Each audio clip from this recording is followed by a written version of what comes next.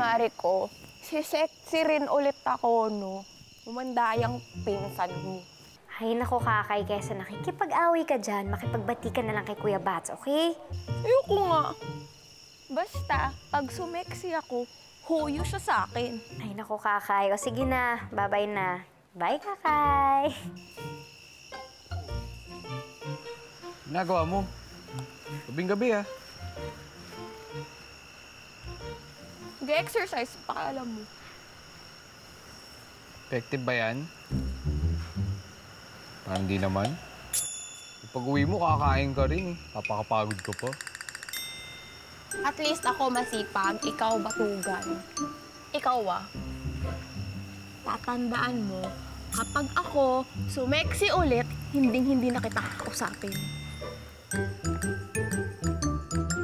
Rin ba iniisip mo?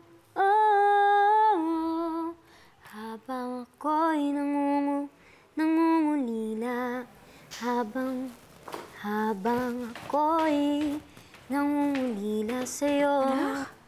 Ay, what are you doing? Nagko-compose ka ng kanta? Opo, at ang saya-saya ko po dito sa ginagawa ko, Mami. Bakit naman nabaling ang interest mo dyan sa pagko-compose? Kung rin ba'y iniisip mo?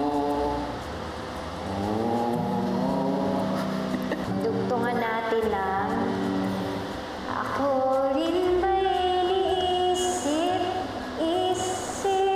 Pwede. Iniisip mo. Oh, habang ako'y nangungulila sa'yo.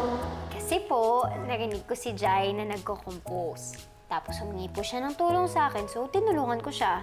Tapos hanggang sa na-realize ko po na sobrang saya po palang mag-compose ng kanta, no? Si Jai? May gusto ka doon sa Bombay na yon? Mami, hindi po Bombay, okay? Indian po. Tsaka wala po akong gusto sa kanya, okay? Magkaibigan lang po talaga kami. Mariko, ha? Wag na wag kang magkakagusto dyan sa lalaking yan dahil bad influence siya. Mami, una po, nagbago na po si Jai, okay? At ikalawa, promise, hindi na po ako magkakagusto ulit kay Jai.